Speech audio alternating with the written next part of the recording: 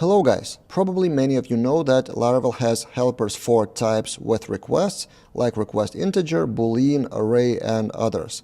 But what is the practical benefit of using them instead of just doing request input? And it's not just about theoretical type strictness. In this video, I will show you what can actually go wrong if you don't use this request integer, or from the other way around, what benefit can you have from using those specific helpers. And this will be a shortened version of a longer video I've published on Laravel Daily.com for premium members, 20 minutes in total, covering 6 methods. So in this video free on YouTube, I will talk about request integer and boolean, so you would understand the whole concept of why using them. But in the full premium version, I also talk about request array, request date, request enum, request string, and also how it is affected by declare strict types, and how to use Laristan to prevent the bugs automatically. The link to this full video will be in the description below, and now let's dive in and look at the main things you need to know. Let's start with request integer, and I will show you 2 examples. One of them is pretty harmless, and another will be with pretty severe bug for the front end with API. So you imagine you have a list of blog posts. This is my demo project, where you can filter posts per page, for example, or by other parameters like minimum read time for the post. You apply filters, then those filters are here in the URL as numbers. You would think so, and then you get those in controller with request integer. You may or may not provide the fallback values, and then you get them into action here like this. So this is number, and another number is in paginate here. And this all works, and we can take a look at SQL queries in the Laravel debug bar here. You can see read time minutes 12. Actually, we can zoom that in. That 12 number here and 10 number here. All good.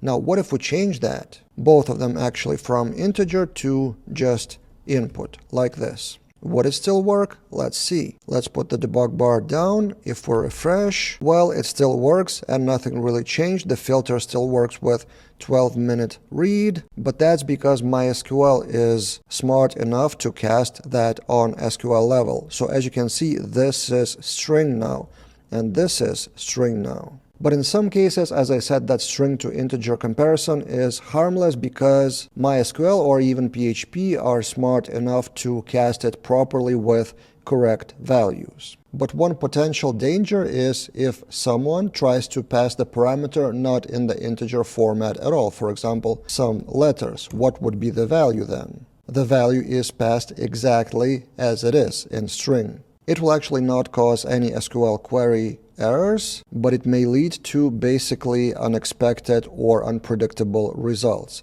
Or for example, what if we have leading zeros here, 007? Would that work? The SQL query under the hood is, well, the same string. Now, if we change that back to integer, so request integer for both of them, with those examples, if we refresh here, as you can see, it's casted to 7, or if you have same letters, then it's casted to basically nothing, which is null. So if the parameter isn't integer, then it defaults to null. So with that request integer, you have additional validation if it's integer at all. And as I said, in this example, it's pretty harmless, but in other examples maybe, or if you don't use any SQL protection and you pass the parameters as is, somewhere down the road you may bump into SQL injection problems. So yeah, if you want to guarantee it's integer or nothing, request integer is your friend.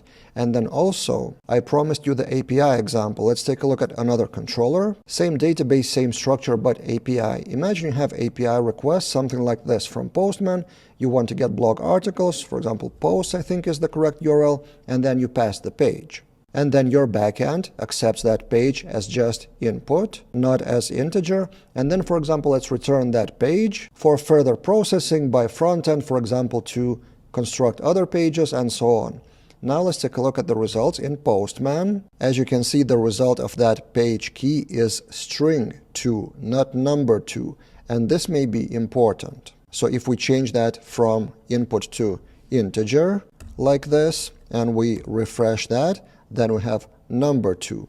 Why it may be important? Let me show you the front-end example. So I've built a very simple Vue.js client to consume that API, and let's imagine we have that post with page 2. And then this is kind of artificial example. Let's console log some data, and then, for example, we want to check the value of the current page, whether it's 2 or not. What do you think would be the result with request integer versus request input? Let's try request integer, and I've run npm run dev to compile that, and we are on that page. It doesn't really matter what's inside here. We'll take a look at the console. So the result of console log is object page 2 number, and then console correctly shows this text because, well, we are on the second page.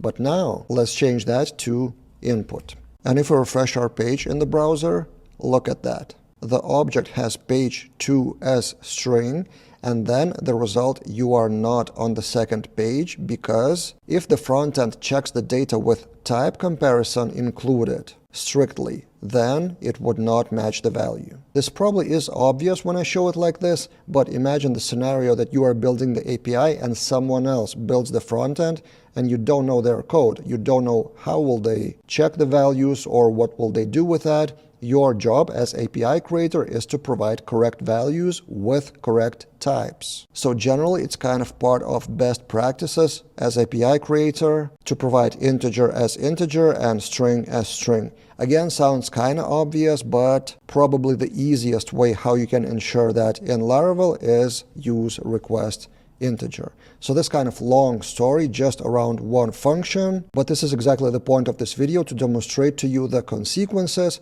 what may happen, or what additional validation capabilities you have if you use request integer. Next, let's take a look at request boolean. And with the same example of blog articles filter, this is the checkbox which adds a parameter featured only 1 here. And then with request boolean, it becomes true or false. And then if show featured, we add this where condition. Sounds logical, right? So in this case, we show only featured articles. If we take it down, then we add more posts to the list. But now let's change that to request input, and let's see what happens. First, if we just refresh, basically nothing happens. So this is the safe and harmless part. If we check that in, it actually works. But now let's play around with other values of that URL parameter. And for example, if I put featured only 0, what do you think? Will it default to true or to false? Let's try it out.